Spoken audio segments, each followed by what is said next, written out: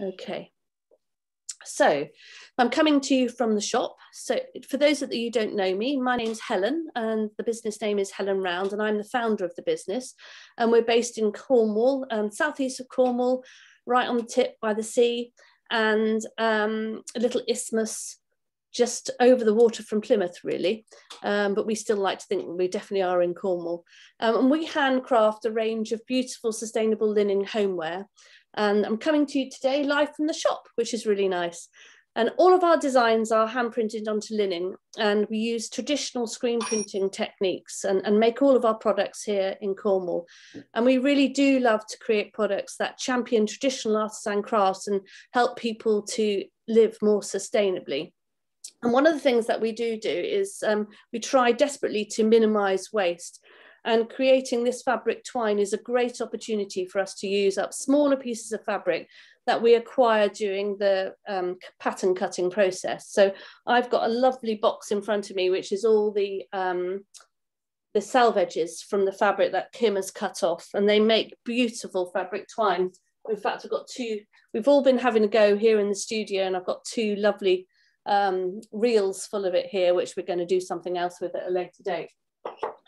So what you need to do is in front of you with your fabric, if you haven't already done so, you need to start to cut your fabric into strips. So long strips like this. I mean, this is about 30 centimeters. I wouldn't go any shorter, but I will be showing you how to join them together.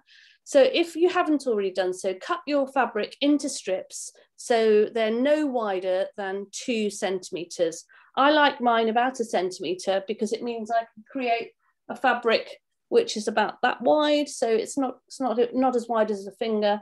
But if you want a thicker fabric, then you would cut your twine, your pieces, strips of fabric about 2 centimeters. So if you can go along and now cut 2 pieces of fabric about between 1 centimeter and 2 centimeters in width and about 30 centimeters long. So when you've got those ready, I'll tell you what to do next.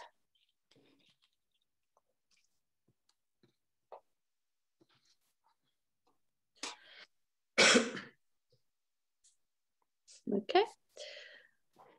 So what I'm going to get you to do with these 2 pieces is join them together so that you've got longer pieces, because when you're doing the twisting process, it's really helpful not to have to put it down and to be able to keep going, particularly if you're sat watching television or something like that. So you should have some scissors in front of you. And if you take one of your pieces like this, and if you fold it over at the top by about 1 centimeter, and then you just make a little snip into the centimeter. You're not going to go all the way down. You're just going to snip sort of half a centimeter in to give you a little hole like that.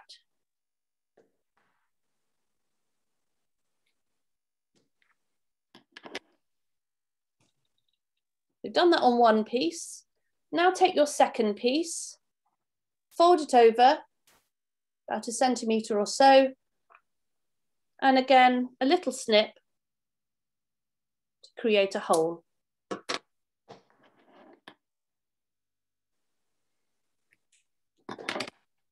Okay, so now if you pass your one strip through the first hole, so my grey one is going through the natural linen hole, like that.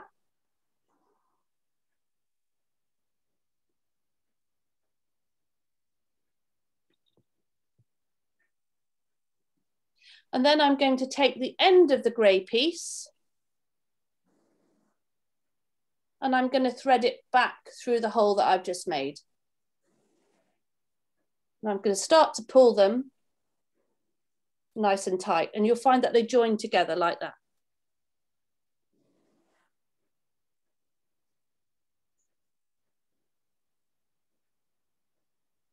Okay. So you might want to go ahead and do that to another 2 pieces. So if you join another 2 pieces together of your fabric, you're going to have 2 nice long pieces. So take 2 more pieces of fabric and we'll go through that again. We can do it together just in case anybody's just come in and they want to catch up. So you take your first piece, fold it over by about 1 centimeter, cut a little snip to create a hole. Do the same thing with your second piece, fold it over, little snip, another hole, and then I'm going to pop the grey piece through the hole in the duck egg blue linen, like that. Then find the end of the tail of the grey piece and pop it through the hole and pull.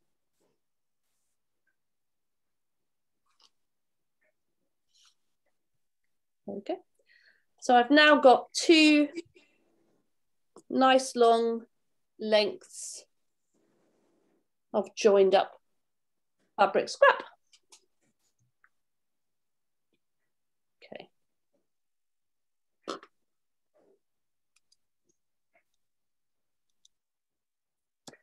So if you now put the two ends of your separate pieces, so you've got one long piece in one hand and one long piece in the other, put the two ends together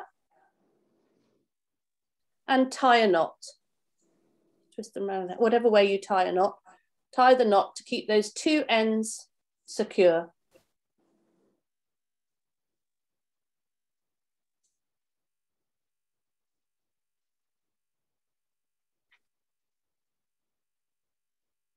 Okay. So I'm right-handed, so I'm going to hold the knotted side in my left hand, and I'm going to have my tails of salvage going out that way. If you're left-handed, do it the other way around. So I've got two pieces here. I've got a grey piece and a natural piece of linen. I'm going to take the natural piece, which is the piece at the back, and I'm going to start to twist it away from myself. 4 or 5 twists away from myself. When I've twisted it away from myself, I'm then going to bring it forward towards myself and put it over my grey piece. I'm just going to hold it with my hand. Whilst it's small, it's difficult to see, but as it grows, you'll see what I mean. So that means now that my grey piece of linen is at the back. And again, I'm going to twist that away from myself. I'm going to bring it over the natural piece to the front. And you know what's coming next. You're going to twist that natural piece at the back and you're going to bring it over the grey piece. So twisting away a bit that's at the back, a few twists, bring it over the front piece.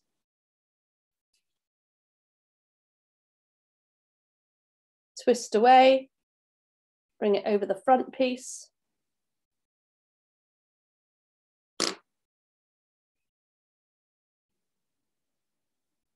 Twist away, bring it over the front again. And you just carry on like that until you've got to the end. When I first did this, I thought, oh no, it can't work. There's no way, it's just too simple. It's going to all unravel. But if you actually let go your knotted end, it's magic and it doesn't go anywhere. So when you've got to that stage, you can actually let go and see that your bits will all keep together. So back to where we were, twist the back piece, bring it over the front. Again, twist the back piece and bring it over the front. And it's a really lovely thing to sit and do while you're watching television, which is really great. Don't have to concentrate on it quite as much as you do knitting or crochet, particularly if it's a difficult pattern. And it's quite surprising. Helena's been doing some in the studio here, and she's a real whiz at it. She's much faster than I am. And hers are getting really long.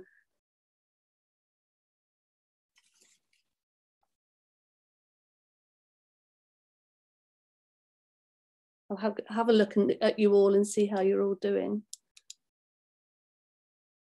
Yeah, fantastic. Great. That's really good.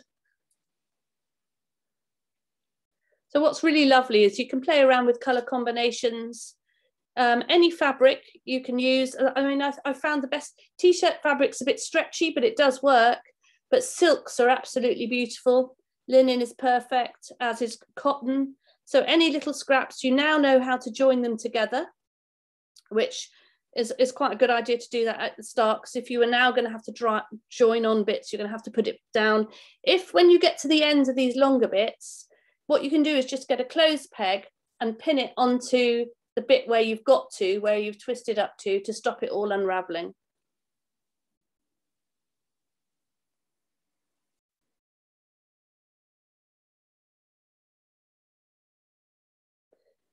I've knitted with these, makes lovely chunky bits of knitting, and also crocheting. So if that's one of your hobbies and crafts, then have a go at that definitely as well. You can twirl it around like we have here. I've got one here that I've twirled around and sewn together. And actually, we're going to do another follow-up workshop, which will be quite interesting to learn how to make coasters or even table mats if you've got enough of your twine. So make sure you sign up to our website, because that's how you're going to hear about the next workshop. It won't be to do with the Craft Council, because this is just a one-off event for them at the weekend. But if you sign up to the website, you'll definitely get to hear about any other workshops we're doing. I think we're going to do that one around about September time. And for new customers, there's also a 10% off, which is quite nice to get on your first order. I know some of you bought the fabric scrap packs when you booked in.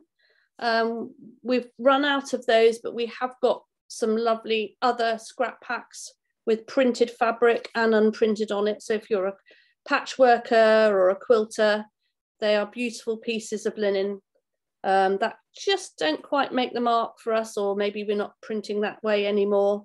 And they're really good for making bags and putting together to make quilts and so on.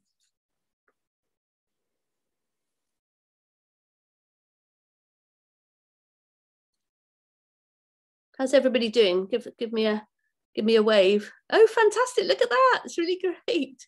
Oh, cool. That's good. Jane, yours is really long. Jane Lockie. Yeah, looks fantastic. Really great. So somebody's asked if I can demonstrate the joining again. Let's do that again. I can certainly demonstrate that bit. So I'll get myself from my box 2 pieces. So when you're joining pieces, just a reminder, if anybody didn't come in on that bit, you've got your first bit like that. You're going to turn it over a centimetre or so, like that. You're going to make a snip. Oops, they're all tangled up. Make a snip like that into the top of the fabric, not going all the way down.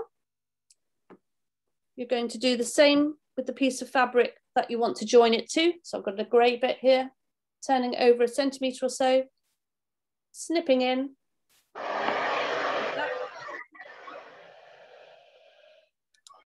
Then you're going to pop your first bit through the hole, pull it through, find the hole again on the grey bit, find the end of the grey tail and pop it through and give it a pull. And then you can tidy up the end if you want to. If you've got a bit hanging off, you can always just snip it away. So that's your joining.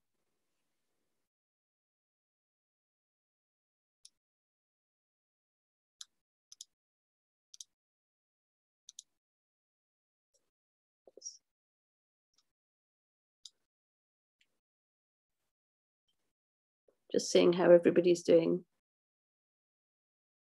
Great. I'm going to stop recording now, and then if anybody would like to contribute or ask any questions, we can do that.